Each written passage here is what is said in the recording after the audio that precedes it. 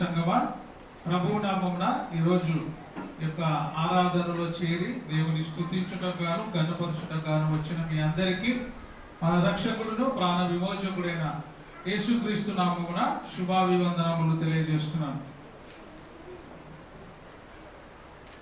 ఈరోజు మనము నేర్చుకోబోయేటువంటి అంశం గురించి తెలుసుకుందాం. మొదటి తిమోతి రాసిన పత్రిక 6వ అధ్యాయము 16వ వచనాన్ని చదువుకుందాం. మొదటి తిమోతి రాసిన పత్రిక 6వ అధ్యాయము 16వ వచనాన్ని చదువుకుందాం. సమీపింపరాని తేజస్సులో ఆయన మాత్రమే వసించుచు అమరత్వము గలవాడై ఉన్నాడు. మనుషులలో ఎవడునూ ఆయనను చూడలేదు, ఎవడును చూడనేరడు.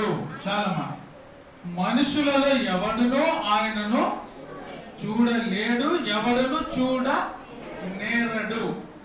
జాగ్రత్తగా వినాలి ఈరోజు అంశం. గత 2-3 వారాల నుంచి మనము ప్రభు అయిన యేసుక్రీస్తుని గురించి నేర్చుకుంటున్నాం. యేసు ప్రభువు ఏమై ఉన్నారని నేర్చుకున్నాం. యేసు ప్రభువు దేవుడు, యేసు ప్రభువు సర్వాధికారి అయిన దేవుడు, ఆయన తండ్రితో సమానుడు. జ్ఞాపకం ఉందా? యేసు ప్రభువు దేవుడు, ఆయన తండ్రితో సమానుడు అని నేర్చుకుంటున్నాం. ఎందుకు ఈ 2-3 రోజుల నుంచి, ఈ 3 వారాల నుంచి యేసు ప్రభువుని గురించే తెలుసుకుంటున్నామంటే, చాలా మంది బోధ చేసేవారు ఏం చెప్తున్నారంటే, యేసు ప్రభువు దేవుడు కాదు, యేసు ప్రభువు మానవుడు మాత్రమే అని కొంతమంది చెప్తున్నారు. మరికొంతమంది యేసు ప్రభు దేవుడే, కానీ యేసు ప్రభువు తండ్రి కంటే గొప్పవాడు, అంటే తండ్రితో సమానుడు కాదు, తండ్రి కంటే చిన్న దేవుడు అని చెప్తున్నారు. మనమేం నేర్చుకున్నామంటే, యేసు ప్రభువు కూడా తండ్రితో సమానమైనటువంటి దేవుడు అని చూస్తున్నాం. ఈరోజు మనం ఏం నేర్చుకుంటున్నామంటే, ఎవడు కూడా మనుషులలో దేవుని చూడనేరడు. ఈరోజు మన ముఖ్యాంశం ఏమంటే, ప్రభు అయిన యేసుక్రీస్తు యొక్క ప్రత్యక్షతలు.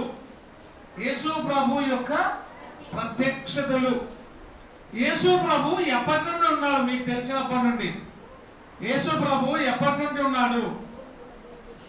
చాలా మంది ఏం చెప్తారంటే, యేసు ప్రభువు కన్య మరియ గర్భంలో పుట్టినప్పటి నుండి మాత్రమే ఆయన ఉన్నాడు, అంతకు పూర్వము యేసు ప్రభువు లేడు అని చెప్తూ ఉంటారు. యేసు ప్రభువు నిన్న నేడు నిరంతరము ఉన్నవాడై ఉన్నాడు. యేసు ప్రభువు ఆది అంతమునై ఉన్నటువంటి దేవుడు. ఆదిలో ఉన్నాడు, అంతములో ఉన్నాడు, నేడు కూడా ఉన్న దేవుడు ఆయన. ఇక్కడ చూస్తే మనము చాలా జాగ్రత్తగా, చాలా మనసు పెట్టి ఈరోజు వింటేనే అర్థమవుతుంది. ఏం నేర్చుకున్నామంటే, మనుషులలో ఎవడును ఆయనను చూడలేడు, ఎవడును చూడనేరడు. మరి యోహాను సువార్తలోనే 5వ అధ్యాయము 37వ వచనం చూస్తాం.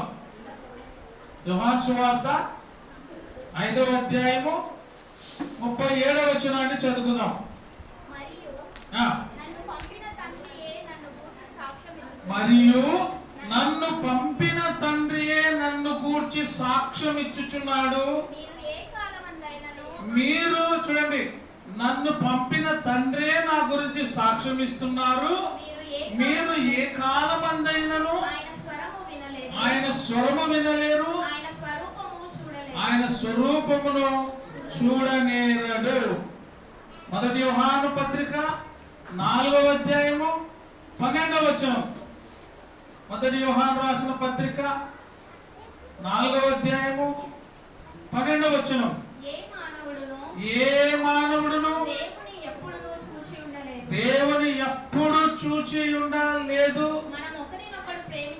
చాలా ఏ మానవుడును దేవుని ఎప్పుడు చూచి, ఇంతవరకు చదివిన లేఖన భాగంలో మీకు ఏమర్థమైంది చెప్పాలా మలేష్? Very good. దేవుని ఎవరు కూడా చూడలేరు. చూడనేరడు, చూడలేరు అని అర్థమైందా? గుడ్. ఇప్పుడు యోహాను సువార్త 6వ అధ్యాయము 46వ వచనం. యోహాను సువార్త 6వ అధ్యాయము 46వ వచనం. దేవుని యొద్ద నుండి వచ్చిన వాడు తప్ప దేవుని యొద్ద నుండి వచ్చిన వాడు తప్ప మరి ఎవడునూ తండ్రిని చూచి ఉండలేదు. మరి ఎవరునూ తండ్రిని చూచి ఉండలేదు. దీన్ని బట్టి ఏమర్థమవుతుంది? దేవుని యొద్ద నుండి వచ్చిన వాడు తప్ప మరి ఎవడునూ తండ్రిని చూచి ఉండలేదు. అంటే ఎవరు చూసినారు అని? దేవుని నుండి వచ్చిన వారు ఎవరు? యేసు ప్రభు మాత్రమే తండ్రిని చూసిన వాడు. ఇంకా ఎవరు కూడా తండ్రిని చూడలేదు అని జ్ఞాపకం పెట్టుకోవాలి. ఈయనే తండ్రిని చూసి ఉన్నాడు. ఎవరు చూసినారు? బాగా అర్థమవుతుంది కదా. మొదట మనం చదువుకున్న వచనాలు ఏమంటే, ఏ నరుడును ఏ మానవుడును తండ్రిని చూడడు, చూడలేడు అని మనం చదువుకుంటుంది. ఇప్పుడు ఎవరు చూసినారని మనం నేర్చుకున్నాము? దేవుని యొద్ద నుండి వచ్చిన వాడు తప్ప దేవుని ఎవరు కూడా చూసి ఉండలేదు. అంటే నరుడు చూడలేదు అని ఉంది ఇక్కడ. చూసినాడు అంటే ఆయన ఏమై ఉండాలా? సురేష్, చూసినాడంటే ఆయన ఏమై ఉండాలా? ఎవరు చూసినారని ఉంది ఇక్కడ? దేవుని యొద్ద నుండి వచ్చిన వాడు తప్ప దేవుని చూసిన వాడు ఎవడు లేడు. అంటే నరుడు చూడలేడు, కానీ ఎవరు చూసినారు ఇక్కడ? యేసు ప్రభు చూసినాడు. అంటే యేసు ప్రభు నరుడు కాదు, ఎవరైనా దేవుడు అని స్పష్టంగా మనకు అర్థమవుతుంది. అర్థమైందా? నరుడు చూడలేడు, కానీ పరలోకము నుండి దేవుని యొద్ద నుండి వచ్చిన వాడు తప్ప దేవుని ఎవరు చూడలేదు. అంటే యేసు ప్రభు దేవుని చూసి ఉన్నాడు, ఆయనే తండ్రిని బయలుపరిచి ఉన్నాడు. అంటే దేవుని చూసిన వాడు నరుడు కాదు, ఎవరు? దేవుడు. ఎవరైనా ప్రభు అయిన యేసు క్రీస్తు అని మనం జ్ఞాపకం పెట్టుకోవాలి. ఇప్పుడు యోహాను సువార్త 1వ అధ్యాయము 18వ వచనం. ఎవడును ఎప్పుడైనను దేవుని చూడలేదు, తండ్రి రొమ్ముననున్న అద్వితీయ కుమారుడే ఆయనను బయలుపరచెను. తండ్రి రొమ్ముననున్న అద్వితీయ కుమారుడే ఆయనను బయలుపరచెను.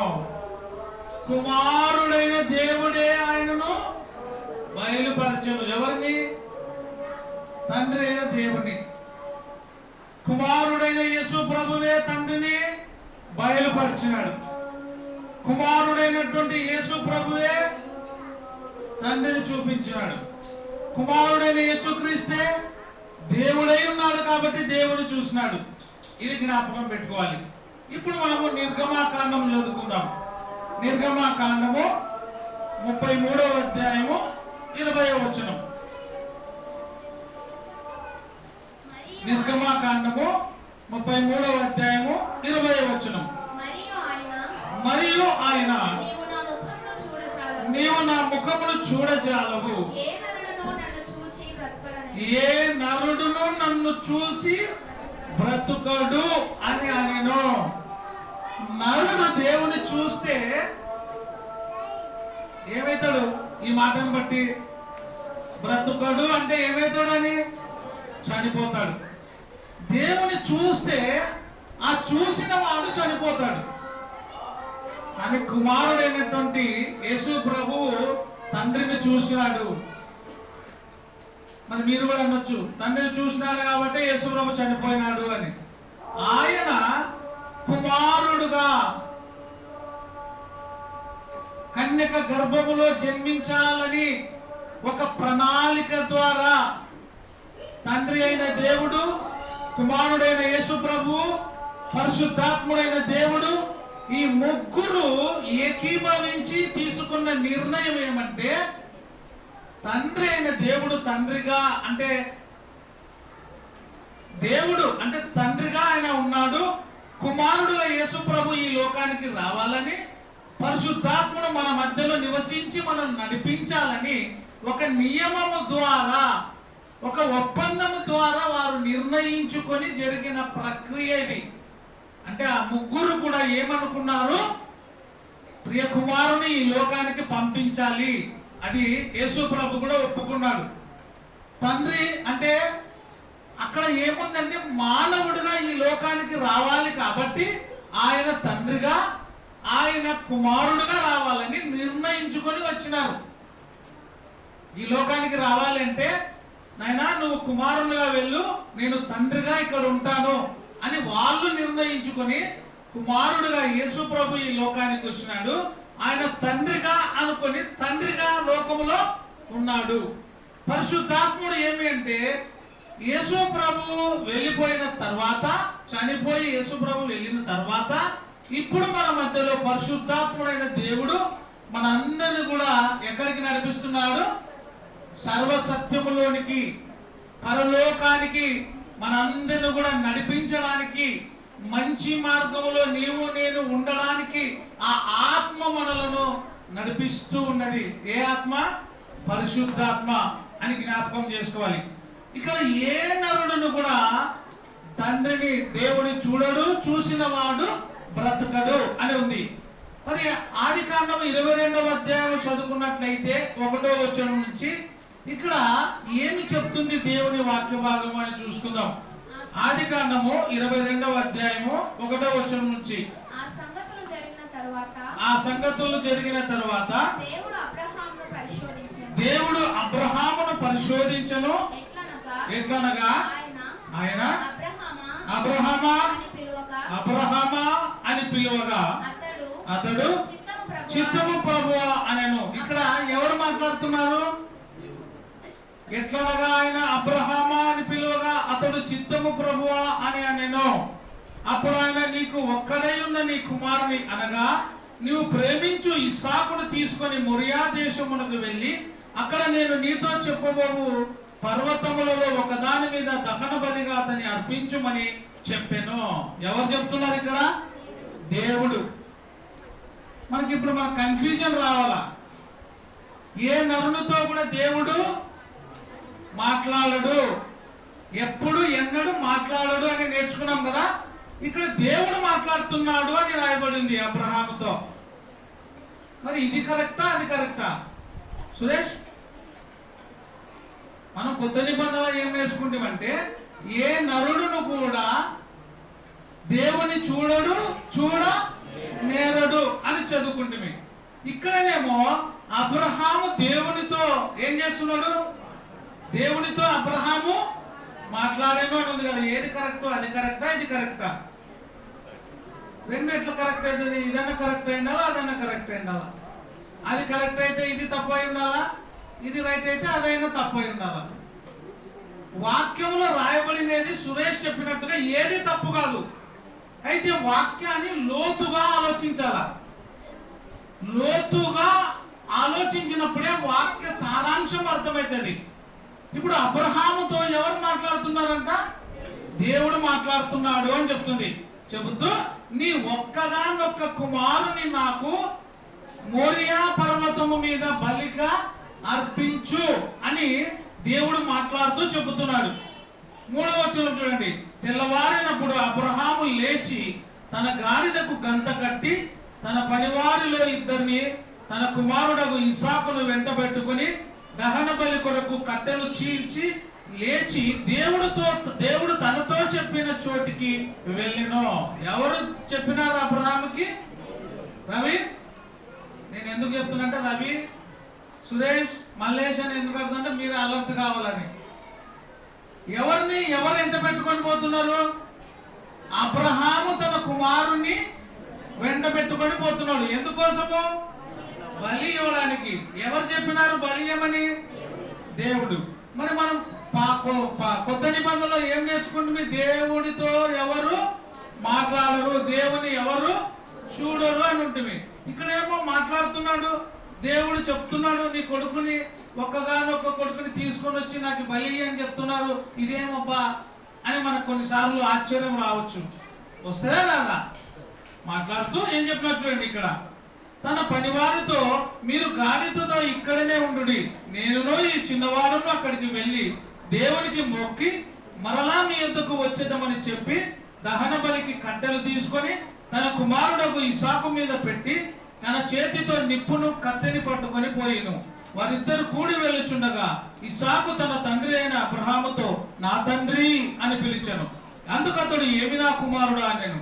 అప్పుడు అతడు నిప్పును కట్టెలను ఉన్నవి గాని దహన బలికి గొర్రెపిల్ల ఏది అని అడగగా అబ్రహాము నా కుమారుడా దేవుడే దహన బలికి గొర్రెపిల్లను చూసుకొనని చెప్పాను. నా కుమారుడా, దహన బలి ఇవ్వడానికి గొర్రెపిల్లను ఎవరు చూసుకుంటారు? దేవుడే చూసుకుంటాడు అని చెప్పినాడు. కానీ అబ్రహాముకు ఎవరిని బలిగా ఏమన్నాడు దేవుడు? నీ కుమారుని బలి అని చెప్తున్నాడు. అది సీక్రెట్, అబ్రహాముకి మాత్రమే తెలుసు, కుమారునికి తెలియదు. కొద్దిసేపట్లో మా నాన్న నన్ను తీసుకుపోయి బలి ఇస్తున్నాడు అనే సంగతి ఇస్సాకుకి తెలియదు. తెలియకుండానే తండ్రితో పాటు వెళుతూ ఉన్నాడు. నిజంగా ఒక తండ్రి కుమారుని బలి ఇవ్వాలంటే ఎంత కఠినమైనది కదా. ఒక్కసారి దేవుడు చెప్తేనే దేవుని మాటకు ఎదురు చెప్పకుండా ఒక్కగానొక్క నీ కుమారుని నాకు బలి అంటేనే అవును ప్రభా నేను ఇస్తా అని చెప్పి కుమారుని బలియడానికి తీసుకొని పోతున్నాడంటే ఎంత గొప్ప మనసు అబ్రహాముది. తీసుకొని వెళుతున్నాడు.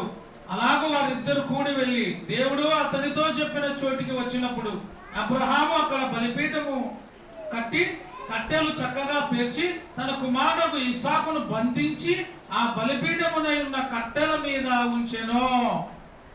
ఎవరిని బంధించినాడు? తన కుమారుడైన ఇస్సాకుని బంధించినాడు, అంటే కట్టేసినాడు. కట్టి ఏం చేస్తున్నాడు? చూడండి, ఎందుకు తీసుకుపోయినాడు? బలి ఇవ్వడానికి. ఎంత గొప్ప మనసు కదా. ఒక్కగానొక్క కుమారుడు వృద్ధాపంలో 100 సంవత్సరాల వయసులో దేవుడు సంతానం ఇస్తే ఆ సంతానమును కూడా లెక్క చేయకుండా దేవుడు చెప్పిన మాటకు వెనుదీయకుండా ఆ ఇస్సాకును తీసుకొని పోయి బంధించి కట్టెల మీద ఉంచెను. అప్పుడు అబ్రహాము తన కుమారుని వధించుటకు తన చేయి చాపి కత్తి పట్టుకొనగా యెహోవా దూత పరలోకం నుండి అబ్రహామా అబ్రహామా అని అతన్ని పిలిచెను. అందుకు అతడు చిత్తము ప్రభువా అనెను. మళ్ళీ ఏమంటున్నాడు? అబ్రహామా అబ్రహామా అని పిలిచినాడు. ఎప్పుడు? కట్టెలు పేర్చి కట్టెల మీద తన కుమారుని పడుకోబెట్టి కత్తి తీసుకొని అతని దహన బలిగా నరకడానికి చేయెత్తినప్పుడు దేవుడు ఏమంటాడు? అబ్రహామా అబ్రహామా కొంచెం ఆగు అని ఎవరు చెప్తున్నారంట? దేవుని దూత, యెహోవా దూత. మాట్లాడేది పైన ఎవరని చూసి దేవుడు అని చూస్తున్నాము. కింది వస్తాలకి ఎవరంటున్నారు? ఇంతకు మాట్లాడేది దూతనా యెహోవానా? దూతనా యెహోవానా? అమ్మా, దూతనా యెహోవానా? ఎవరు? దేవుడే దూతగా యెహోవాగా మాట్లాడుతున్నాడు. మీకు మళ్ళీ కనిపించరాదు దూత దేవుడు ఎట్లయితాడబ్బా అని. అది చూపిస్తా, దూత దేవుడు అని. ఆ దూత ఎవరు అనేది కూడా నేను నిదానంగా చూపిస్తా. అందుకే మనం ఈరోజు ఏం నేర్చుకుంటున్నాం అంటే యేసుక్రీస్తు యొక్క ప్రత్యక్షతలు చూస్తున్నాం. ప్రభు అయిన యేసుక్రీస్తు యొక్క ప్రత్యక్షత. యేసు ప్రభు ఎప్పుడెప్పుడు ప్రత్యక్షమైనాడు అనేది చూస్తున్నాం. ఓన్లీ కొత్త నిబంధనలే ఉన్నాడా యేసు ప్రభు, పాత నిబంధనలో కూడా ఉన్నాడా అని ఈరోజు మనం చూస్తున్నాం. ఇక్కడ దూత ఏమనింది? అబ్రహామా అబ్రహామా నీ ఒక్కగానొక్క కుమారుని బలి ఇయ్యొద్దు అనింది. పైన బలి ఏమని అడిగినది ఎవరు? దేవుడు అని చూస్తుంది. కింద వద్దనేది ఎవరు? దూత. అన్న దూతతో అబ్రహాం ఏమంటున్నాడు? చిత్తము ప్రభు అంటాడు. దూతతో ప్రభు అంటారా? దూతని ప్రభు అంటారా ఎవరైనా? అనరు. ఇది ఒక సీక్రెట్. ఎందుకు ప్రభు అన్నాడు అనేది ఒక సీక్రెట్. అప్పుడు ఆయన ఆ చిన్నవాని మీద చేయి వేయకము, అతని ఏమీయో చేయకము, నీకు ఒక్కడై ఉన్న నీ కుమారుని నాకు ఇయ్యక వెనుదీయలేదు కనుక నీవు దేవునికి భయపడువాలని ఇందువలన నాకు కనబడుచున్నదయను. అందుకు అబ్రహాము కన్నులెత్తి చూడగా పొదలో కొమ్ములు తగులుకొని ఉన్న ఒక పొట్టేలు వెనుక తట్టున కనబడెను. అబ్రహాము వెళ్ళి దహన బలిగా అర్పించెను. అబ్రహాము ఆ చోటకు యెహోవా ఈరే అని పేరు పెట్టెను. ఏమన్నాడు? యెహోవా ఈరే అంటే అర్థం ఏంటి? యెహోవా చూసుకొనును అని అర్థం. ఇప్పుడు నిర్గమకాండం చదువుకుందాం. 33వ అధ్యాయం 1వ వచనం. నిర్గమకాండము 33వ అధ్యాయము 11వ వచనం. మనుష్యుడు తన స్నేహితునితో మాట్లాడినట్లు మనుష్యుడు మన స్నేహితుడితో మాట్లాడినట్టు యెహోవా మోషేతో ముఖాముఖిగా మాట్లాడెను. మళ్ళా మన కన్ఫ్యూజన్ వచ్చా. ఎట్లా మాట్లాడుతున్నాడంటే మోషేతో మనుష్యుడు తన స్నేహితునితో మామూలుగా కాదు. మామూలుగా అయితే హలో బాగున్నావా, వచ్చేసినావా, వయస్సు అంటాం. స్నేహితుడు అంటే ఎంత స్నేహంగా ఉన్నాడో అంటే స్నేహితుడు అంటే పక్కలో కూర్చుంటాడు, మాట్లాడతాడు, సంభాషణ చేసుకుంటాడు. ఆయన పరిస్థితి ఈయన పరిస్థితి ఆయన చెప్పుకోగలదు. అంత స్నేహం. ఇక చూడండి ఎంత చక్కగా చెప్తున్నాడో. మనుష్యుడు తన స్నేహితునితో మాట్లాడినట్లు యెహోవా మోషేతో ఎట్లా మాట్లాడినాడు? ముఖాముఖిగా, ఫేస్ టు ఫేస్. ఎవరు మాట్లాడినారు ఇక్కడ? మోషేతో ఎవరు మాట్లాడినారు? యెహోవా. మనం ఏం చూసి దేవునితో మాట్లాడువాడు ఏ నరుడు కూడా లేడు, మాట్లాడలేడు, చూసిన వాడు చనిపోతాడు అంటే. మోషే మాట్లాడినాడు కానీ చనిపోలే, బ్రతికే ఉన్నాడు. నిర్గమకాండం 34వ అధ్యాయం 9వ వచనం నుంచి చదువుకుందాం. ఇప్పుడు ఉత్త మోషే కాదు, ఇంకా ఎంతమంది చూసినారు చూడండి. 24వ అధ్యాయము 9వ వచనం నుంచి. ప్రభువా అయ్యా ప్రభువా అంటున్నాడు. నా మీద నీకు కటాక్షము కలిగిన ఎడల నా మనవి ఆలకించుము, దయచేసి. అమ్మా నిర్గమకాండం 24వ అధ్యాయం 9వ వచనం చదువుతున్నావా? నిర్గమకాండం 24:9 నుంచి. తరువాత మోషే అహరోనును నాదాబు అబీహు ఇశ్రాయేలీల పెద్దలతో 70 మంది ఎక్కిపోయి ఇశ్రాయేలీల దేవుని చూచిరి. ఎవరెవరు? మోషేతో పాటు 70 మంది. దేవుడు మోషేని పిలిచాడు. మోషే నువ్వు కొండ మీదకి రా, నేను 10 ఆజ్ఞల పలకలు నీకు ఇస్తా అని చెప్పి నీతో పాటు ఇంకా కొంతమంది రండి అంటే మోషేతో పాటు 70 మంది పోయినారు. పోయి దేవుని చూచిరి.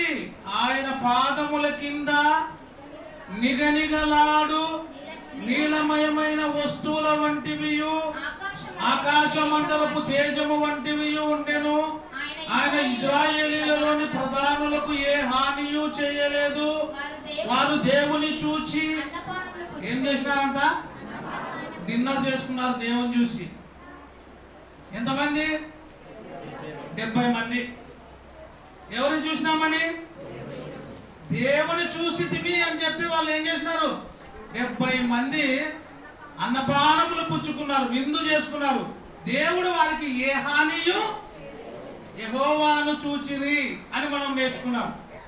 ఇప్పుడు ఆదికాండం 32వ అధ్యాయం 24వ వచనం నుంచి చదువుకుందాం. ఆదికాండం 32వ అధ్యాయం 24వ వచనం నుంచి. యాకోబు ఒక్కడు మిగిలిపోయెను. ఒక నరుడు తెల్లవారు వరకు అతనితో. ఎవరు పెనుగులాడినారు చెప్పాలా? నేను అడిగినప్పుడు మీరు ఇక్కడ చదివినానికి జవాబు చెప్పాలి. ఎవరు? నరుడు. అబ్రహాంకి బలి ఇవ్వమని చెప్పినది అడిగినది ఎవరు? మొట్టమొదటి చదువుకున్నామని ఎవరు? దేవుడు. వద్దని చెప్పినది ఎవరు? దూత. ఇప్పుడు రెండవసారి మనం చదువుకున్నప్పుడు మోషేకు కనిపించినది ఎవరు? మోషేతో మాట్లాడినది ఎవరు? యెహోవా. రమ్మని పిలిచినది యెహోవా. 70 మంది చూసినది దేవుని. చూసి ఏం చేసినారు? విందు చేసుకున్నారు. ఇప్పుడు 32వ అధ్యాయం 24వ వచనం. మోషే యాకోబు ఒక్కడు మిగిలిపోయెను, ఒక నరుడు తెల్లవారు వరకు అతనితో పెనుగులాడెను. ఎవరు నరుడు అంటే? నరుడు అంటే ఎవరు? నరుడు అంటే ఎవరు? గట్టిగా మీకు డౌట్ అంటే మనం నరులం కాదా అన్న? నరుడు అంటే ఎవరు అని అడిగినట్టుంది. పెళ్ళిళ్ళ ఒరే మీ గోత్రం యాదంటే ఏమా? మన గోత్రం అంటే యాదే అంటే ఏమో నాకు తెలియదు, మీ నాన్న అడుగుతుండు. అన్న వయా మన గోత్రం అంటే యాదే అంటే ఆయన కూడా యాదో నాకు తెలియదు అన్నట్టుంది. నరుడు అంటే ఎవరు? మనమే. నరులం అంటే మనుషులం. మనిషి నరుడు అంటాం. నరునితో పెనుగులాడెను, తాను అతడు గెలవకుండుట చూచి తొడగూటి మీద అతన్ని కొట్టాను. తొడ మీద కొట్టినాడంటే యాకోబుకి. ఎవరు? నరుడు. తెల్లవారు వరకు పోరాడి తొడ మీద కొట్టిపోయినాడు. అప్పుడు అతడు ఆయనతో పెనుగులాడట వలన యాకోబు తొడగూడు వసిలేను. అంటే గూడు తొడ ఏమైంది? బాగా కందిపోయింది, గిచ్చిపోయినాడు అనుకుందాం మన భాషలో. తొడ మీద ఒక గుర్తు పెట్టిపోయినాడు, బాగా పెనుగులాడి. ఆయన తెల్లవారుచున్నది కనుక నన్ను పోనిమ్మనగా అతడు నీవు నన్ను ఆశీర్వదించితేనే కానీ నన్ను పోనీ అన్నాడు. నిన్ను పోనీయను. యాకోబు ఏమంటాడు? నువ్వు నన్ను ఆశీర్వదిస్తేనే నువ్వు పో. నువ్వు నన్ను ఆశీర్వదించి పోవాలా, లేకపోతే పోనీక ఇష్టం లేదు నాకేంటాడు. నరుని ఏమని అడుగుతున్నాడు? నరుని ఆశీర్వదించమని మనం అడుగుతామా? యాకోబు బాగా వినాలి. యాకోబుతో పెనుగులాడినారు. యాకోబు తొడగొట్టు మీద కొట్టినాడు. కొట్టిన తర్వాత నేను వెళ్ళిపోతాను అంటే యాకోబు ఏమన్నాడు? నీవు నన్ను ఆశీర్వదించి వెళ్ళిపో అన్నాడు. ఎవరిని అడుగుతున్నాడు? నరుడు అని చదువుతున్నాం. కింద మళ్ళీ ఏమంటారు చూడండి. ఆయన ఎవరు? యాకోబు అడుగుతున్నాడు. నీ పేరేమని అడగగా సారీ ఆ నరుడు అడుగుతున్నాడు నీ పేరేమి అని అడిగినప్పుడు అతడు ఏమంటున్నాడు? నా పేరు యాకోబు. పెనుగులాడిన ఆయన యాకోబుని అడుగుతున్నాడు నీ పేరు ఏమి అని అడిగితే యాకోబు ఏమంటున్నాడు? నా పేరు యాకోబు అని అడుగుతున్నాడు అని చెప్పినాడు. అప్పుడు ఆయన నీవు దేవునితోను పోట్లాడినది ఎవరు? నరుడు. కానీ ఆయన ఏమంటున్నాడు?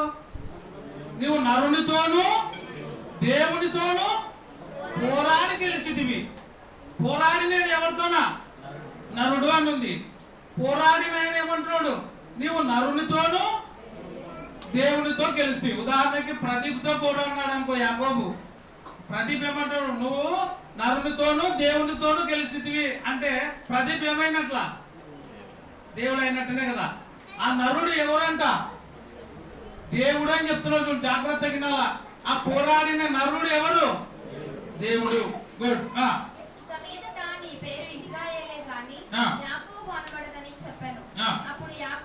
అప్పుడు యాకోబు అయ్యా నీ పేరు దయచేసి నాకు చెప్పు అని యాకోబు ఈ నరుని అడుగుతున్నాడు.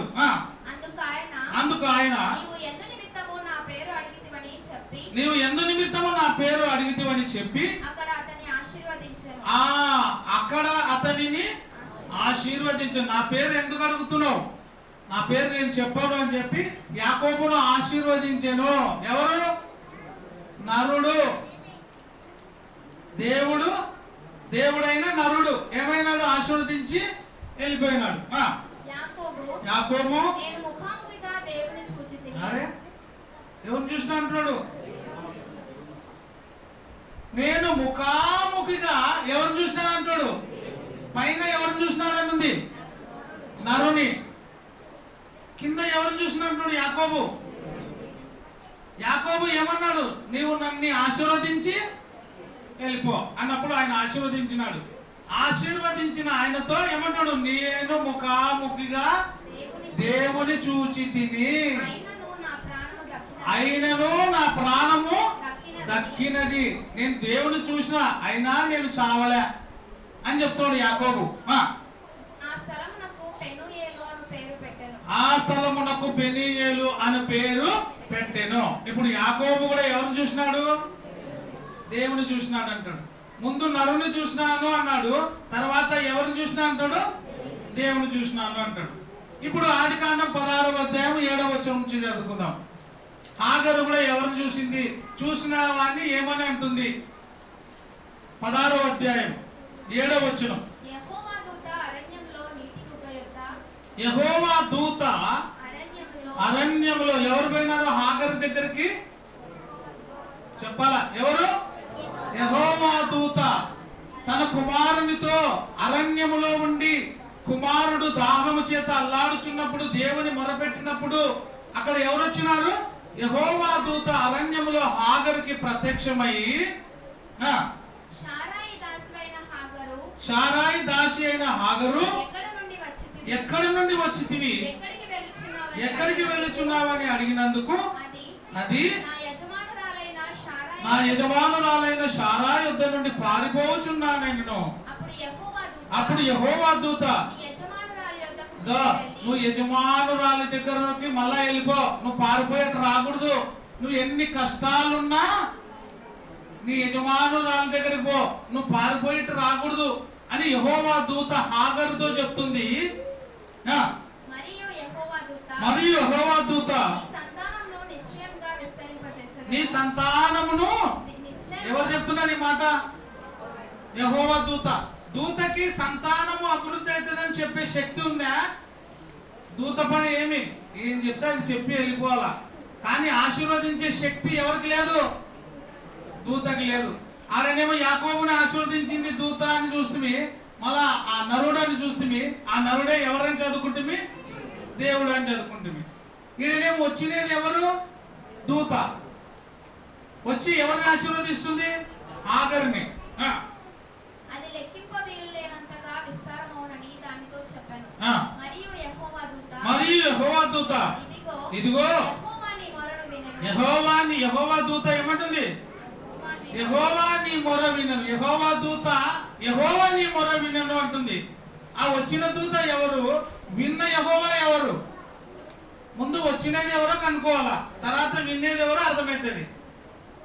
వచ్చిన దూత ఎవరు? బాగా వినాలా. వచ్చిన దూత ఏమంటుంది?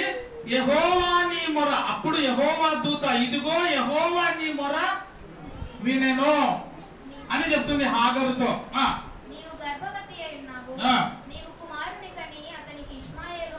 ఇష్మాయేలు అని పేరు పెట్టుదువు. అతడు అడవిగాడిద వంటి మనుషుడు. అతని చెయ్యి అందరి చెయ్యి అతనికి విరోధముగా ఉండెను. అతడు తన సహోదరులందరి ఎదుట నివసించునని దానితో చెప్పగా అది చూచుచున్న దేవుడవు నీవే, చూచుచున్న దేవుడవు నీవే అని అను పేరు తనతో మాట్లాడిన. అదే మాట్లాడేది ఎవరు?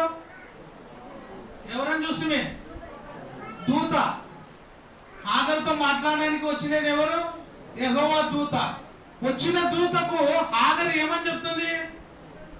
చూచుచున్న దేవుడవు నీవే అని తనతో మాట్లాడిన దూతకు ఆ పేరు పెట్టెను. వచ్చిన యెహోవా, వచ్చిన దూత, బాగా వినాలా. వచ్చిన దూత ఏం చెప్తుంది? యెహోవా నీ మొర వినెను అంటుంది. అంటే యెహోవా నీ మొర వింటాడు అని వచ్చి చెప్పుతున్న దూత చెప్తుంది. వచ్చి చెప్పిన దూతకు హాగరు ఏమని చెప్తుంది? చూచుచున్న దేవుడవు నీవే.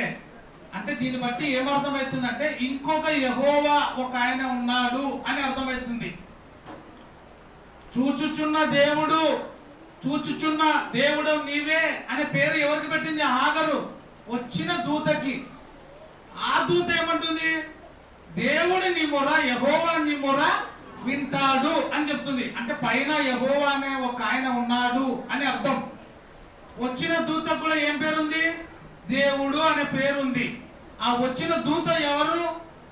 చూస్తుండేది ఎవరు? ఇంతవరకు అబ్రహాము చూసినది ఎవరు? యాకోబు చూసినది ఎవరు? ఈ దూత, ఈ నరుడు అనేది అంతా ఎవరు? ఇక్కడ యాక్చువల్ గా మన సబ్జెక్ట్ ఏమి? దేవుణ్ణి చూసిన వాడు ఎవడు కూడా బ్రతకడు. మోషే చూసినాడు, మోషేతో పాటు 70 మంది చూసినారు. చూసి ఏం చేసినారు? 70 మంది భోజనం చేసినారు. మరి వచ్చిన ఆయన ఎవరు? దూతగా వచ్చిన ఆయన ఎవరు? దూతగా వచ్చిన ఆయనకి యెహోవా అనే పేరుంది. ఈయన ఎవరు? ఈ దూత ఎవరు? వచ్చిన దూత ఎవరు? వచ్చిన దూతకు చూస్తున్న అంటే హాగరును ఆశీర్వదించడానికి వచ్చిన దూతకు దేవుడు అని పేరు పెడుతుంది. ఈ దూత ఎవరు అని ఒకసారి మనం చూద్దాం. ఇప్పుడు కీర్తనలు 83వ అధ్యాయం 18వ వచనం. యెహోవా అను నామము ధరించిన అంటే యెహోవా అనే నీవు అని కాదు ఇక్కడ. యెహోవా అనే నీవు అని కాదు ఇక్కడ.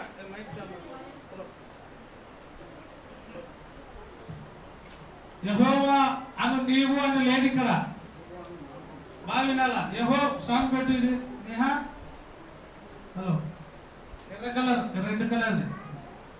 యెహోవా అను నేను అని లేదు ఇక్కడ. ఏముంది? బాగా చూడాలా. సండే చూస్తున్నావు బాగా వాక్యము, ఏం డల్లుకుంటావు. యెహోవా అను నామము ధరించిన అంటే నామము కలిగిన ఇంకొక వ్యక్తి ఒకరు ఉన్నారు అని అర్థం. అలా యెహోవాను నామము కలిగిన మరొకరు ఉన్నారు అని. ధరించిన అంటే యెహోవాను నామము ధరించిన నీవు మాత్రమే సర్వలోకములో ఎవరు? అబ్బా, యెహోవాను నామము ధరించిన నీవు మాత్రమే సర్వలోకములో. నామము ధరించిన ఆయన మహోన్నతుడు. యెహోవాను నామము ధరించిన ఆయన ఎవరు? సర్వలోకములో మహోన్నతుడు. ఎవరైనా యెహోవాను నామము ధరించిన ఆయన ఎవరు? యేసు ప్రభువుకి కూడా యెహోవాను నామము ఉంది. యేసు ప్రభు కూడా ఏ నామం ఉంది? యెహోవా అనే నామము యేసు ప్రభుకి ఉంది. మళ్ళీ ఇక్కడ తండ్రి అయిన దేవుడు ఉన్నాడు, ఆయనకి యెహోవా అని ఉంది, ఆయన వేరు. యేసు ప్రభు కూడా ఏ పేరు ఉంది? యెహోవా అనే నామం ఉంది యేసు ప్రభు కూడా. యెహోవా ప్లస్ యెహోవా ఏమవుతాడు? యెహోవానే. యెహోవా ప్లస్ యెహోవా మరి తక్కువ దేవుడా యేసు ప్రభు? యేసు ప్రభు చిన్న దేవుడా? ఈ బోధలు వచ్చినాయి. తండ్రే గొప్ప, యేసు ప్రభు చిన్న దేవుడే కానీ చిన్న దేవుడు. ఎక్కడ చిన్న దేవుడు ఆయన?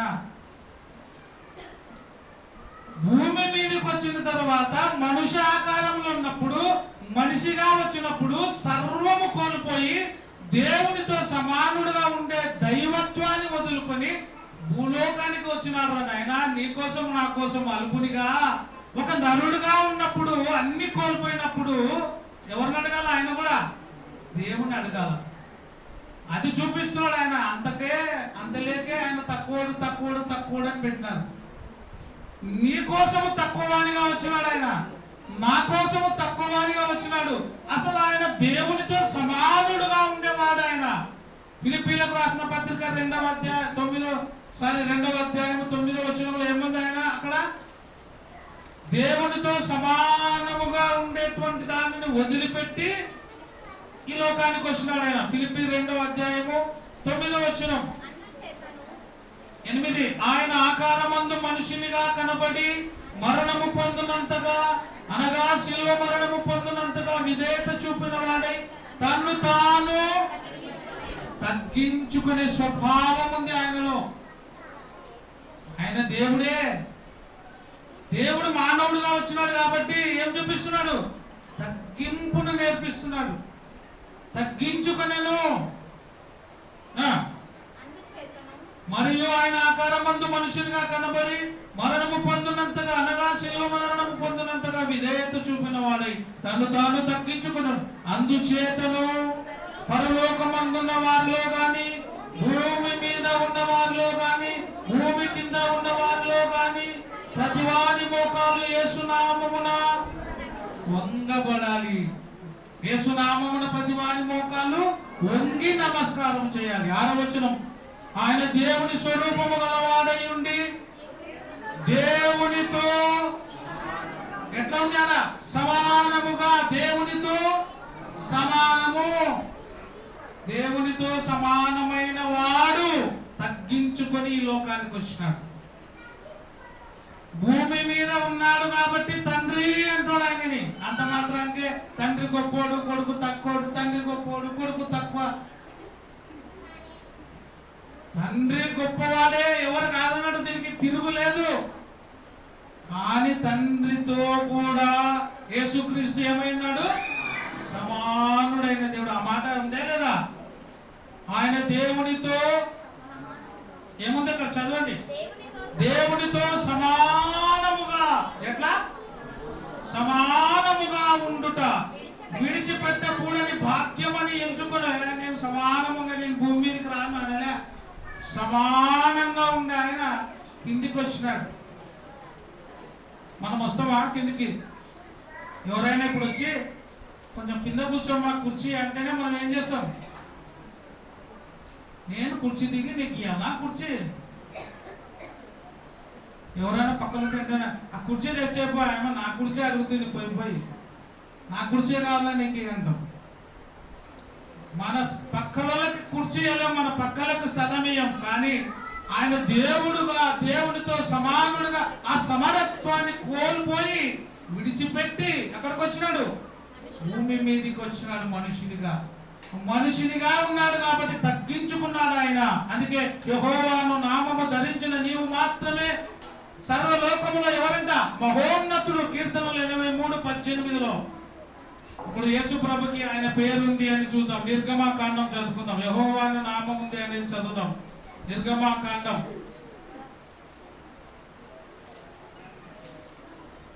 23వ అధ్యాయం 20వ వచనం. ఇదిగో అందరు చూసినారా? నిర్గమకాండం 23వ అధ్యాయం 20వ వచనం. ఇప్పుడు మనం చదువుకున్న భాగాలన్నిటికీ కూడా జవాబు ఇది. ఏమని చూస్తే ఎవరెవరు ప్రత్యక్షమైనారు? నరునిగా ప్రత్యక్షమైనారు కదా, దూతగా ప్రత్యక్షమైనారు, నరునిగా ప్రత్యక్షమైనారు. నరునిగా దూతగా ప్రత్యక్షమైన వాళ్ళే ఏమని చెప్పుకున్నారు? వాళ్ళని ఏమని పిలిచినారు? దేవుడు అని పిలిచినారు. అవునా? ఆ పిలిచిన దేవుడు ఎవరు? ఆ దూత ఎవరు? ఆ నరుడు ఎవరు అని చూస్తున్నాం మనం ఇప్పుడు. నిర్గమకాండం 23:20 గట్టిగా చదవాలా. ఇదిగో త్రోవలో నిన్ను కాపాడి నేను సిద్ధపరిచిన చోటుకు నిన్ను రప్పించుటకు ఒక దూతను నీకు ముందుగా పంపిస్తున్నా. ఏ దూత? ఈ దూత అందరి దూతల లాంటి దూత కాదు. ఈ దూత ఉన్నతమైన దూత. ఆ దూత ఎవరు? యేసు ప్రభువే. ఆ నరుడు ఎవరు? యేసు ప్రభువే. ఈ దూత అందరిలాంటి దూత కాదు, చెప్పి వెళ్ళిపోయే దూత కాదు. నన్ను ఆశీర్వదించు, నన్ను ఆశీర్వదించే వరకు నేను పోను అన్నప్పుడు యాకోబుని ఏం చేసింది ఆ దూత? ఆశీర్వదించి వెళ్ళిపోయింది దూత. ఆశీర్వదించే దూత ఈ దూత. నా దూతను నీకు ముందుగా పంపిస్తున్నాను, ఆయన సన్నిధిని జాగ్రత్తగా ఉండుడి. ఎవరి మాట వినాలంట? తండ్రి అయిన దేవుడు ఏం చెప్పినాడు? ఈయన నా ప్రియ కుమారుడు, ఈయన మాట వినండి. ఇక్కడ కూడా ఏం రాయబడింది? ఆ దూత మాట వినండి. ఆయనకు కోపము రేపవద్దు, మీ అతిక్రమంలో ఆయన పరిహరింపడు. నా నామము, జాగ్రత్తగా వినాలా, నా నామము ఆయనకున్నది. ఎవరికి? దూతకి. అర్థమైనా? ఇప్పుడు నా నామము ఆయనకున్నది. ఎవరికి? దూత. ఆఖరు ఏమంది? చూచుచున్న దూతకు ఏమని పేరు పెట్టింది? చూచుచున్న దేవుడవు. వచ్చి మాట్లాడిన దూతకు హాగరు ఏమని పిలుస్తుంది? చూచుచున్న దేవుడవు. ఆ దూత దేవుడు కాకపోతే, అయ్యా నేను దేవుని కాదు, నేను దూతను మాత్రమే అని చెప్పాలా. కానీ చెప్పలే అంటే ఆడ ఎవరు? ఆ దూత యేసు ప్రభు. నా నామము ఆయనకున్నది. ఏ నామము? యెహోవా అనే నామము. పాత నిబంధనలో యేసు ప్రభువు యెహోవా అన్న నామమున ఉన్నాడు. పాత నిబంధనలో యేసు ప్రభు దూతగా ఉన్నాడు. ప్రతి చోట ప్రత్యక్షమై అబ్రహాముతోనూ యాకోబుతోనూ ఇస్సాకుతోనూ అందరితో మాట్లాడినటువంటి దూత ఎవరు? యేసు ప్రభువు. యెహోవా ఎవరు? యేసు ప్రభువు అని జ్ఞాపకం పెట్టుకోవాలి. మీకా గ్రంథం చూడండి, ఒక మాట చదువుకుందాం. మీకా 5వ అధ్యాయము 1వ వచనం.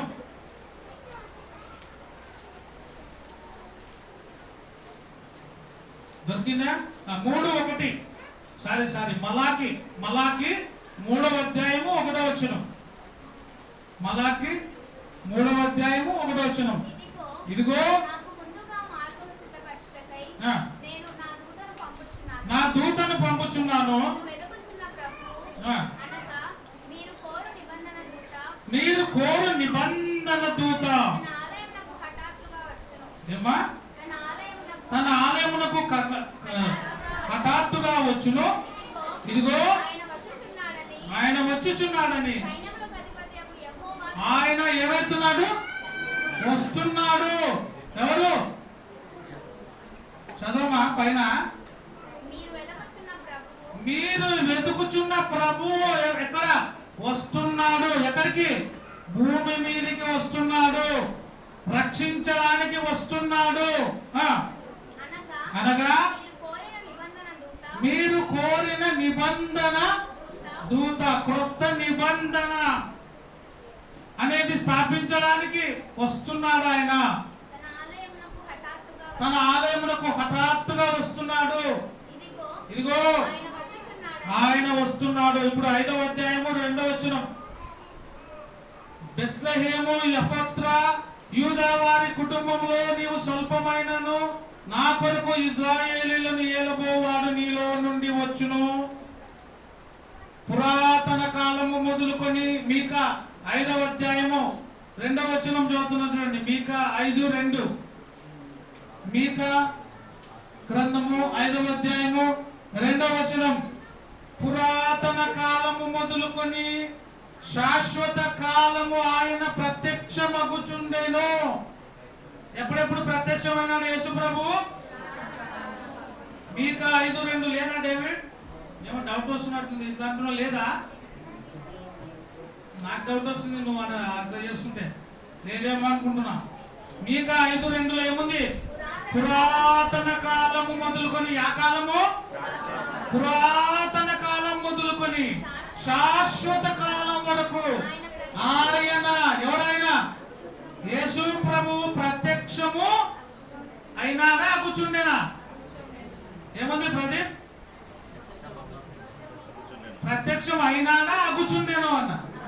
అగుచుండెను అంటే ప్రత్యక్షం అయితూ ఉన్నాడు, వస్తున్నాడు, పోతున్నాడు. ఆయన ఎవరు?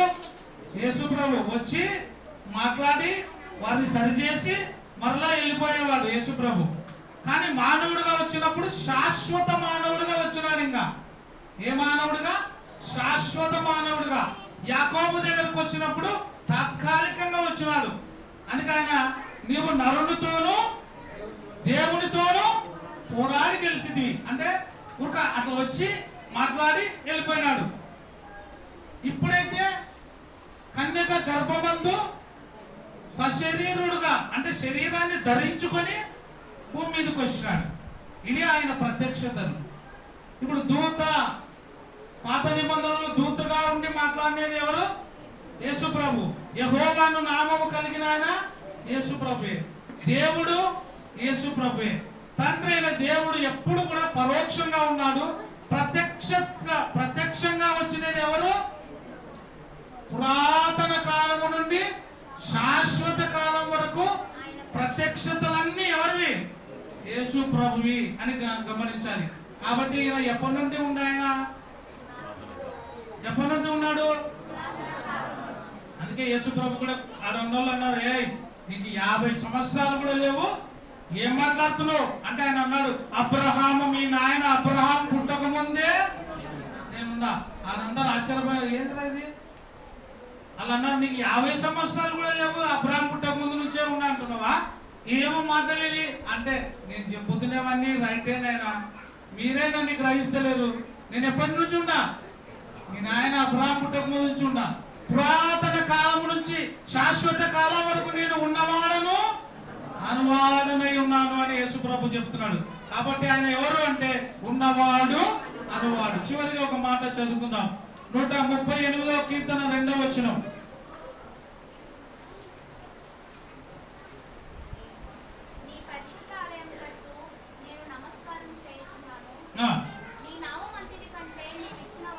నీ నామమంతటి కంటే నీవిచ్చిన వాక్యమును నీవు గొప్ప చేసితివి. వాక్యమును ఏం చేసినాడు? వాక్యము ఎవరు? ఆది యందు వాక్యం ఉండెను, వాక్యము దేవుని యొద్ద ఉండెను. ఇప్పుడు దేనికంటే గొప్ప అంట? చదవాలా? నీ నామమంతటి కంటే నీవిచ్చిన వాక్యము నీవిచ్చిన వాక్యాన్ని గొప్ప చేసింది. తండ్రి కూడా ఏమన్నాడు? ఎవరి మాట అయినమన్నాడు?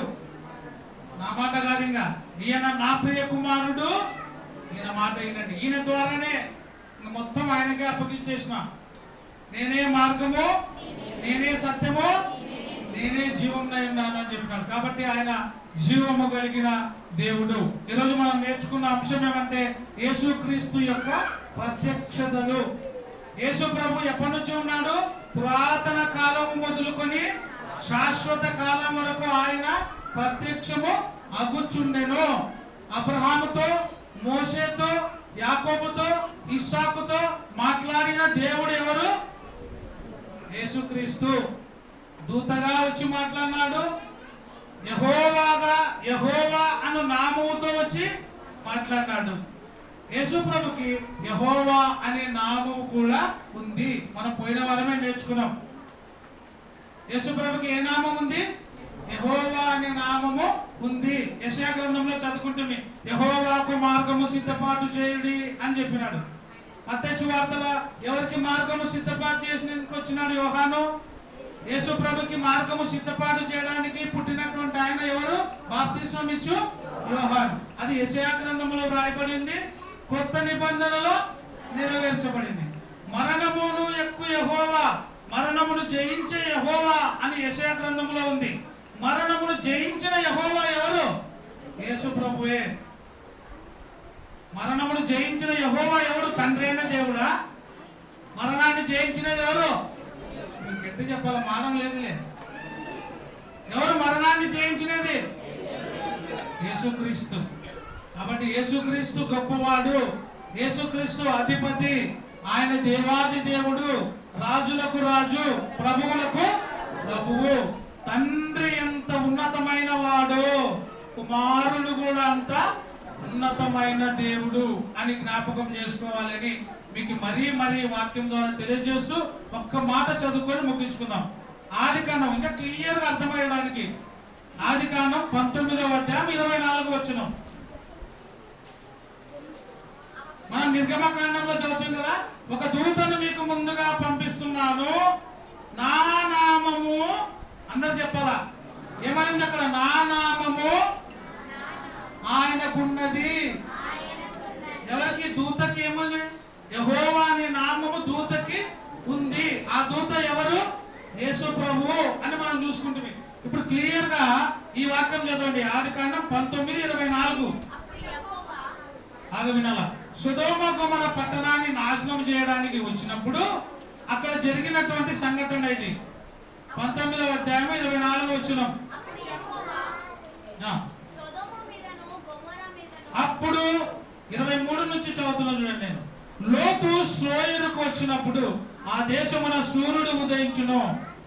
అప్పుడు యెహోవా, అప్పుడు బాగా వినాల, అప్పుడు యెహోవా సొదొమ మీదను గొమొర్రా మీదను యెహోవా యొద్ద నుండి గంధకమును అగ్నిని ఆకాశము నుండి ఎవరి నుంచి కురిపించినారు?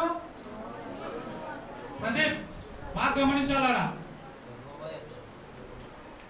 ఆ దేశమున సూర్యుడు ఉదయించను. అప్పుడు యెహోవా సొదొమ మీదను గొమొర్రా మీదను యెహోవా, ఇద్దరు యెహోవాలు ఉన్నారా? గమనించినారా? మాట్లాడుతున్న యెహోవా. అప్పుడు యెహోవా ఏమంటాడంటే, యెహోవా యొద్ద నుండి యెహోవా యుద్ధ నుండి ఏం కురిపిస్తాడు?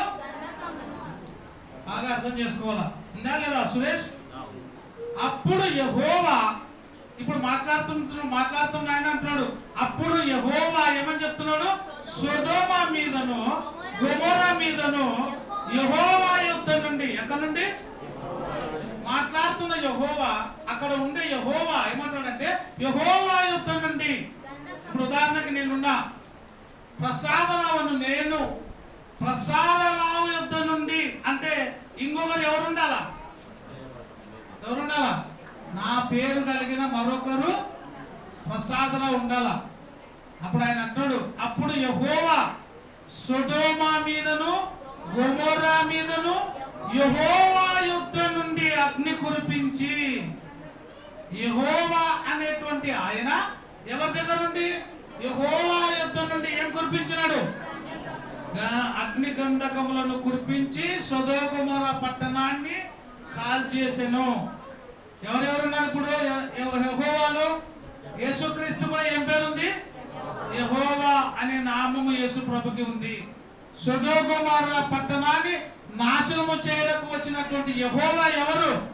ప్రభు అయిన యేసు క్రీస్తు. ఆయన దేవుని తండ్రి అయిన దేవుడైన యెహోవా యుద్ధ నుండి అగ్ని కురిపించి, ఆ అగ్నిని అక్కడ ఏం చేసినాడు? ఆ ఊరిని, ఆ పట్టణాన్ని నాశనము చేసెను. కాబట్టి యెహోవా అనే నామము యేసు ప్రభు కూడా ఉంది అని జ్ఞాపకం చేసుకోవాలి.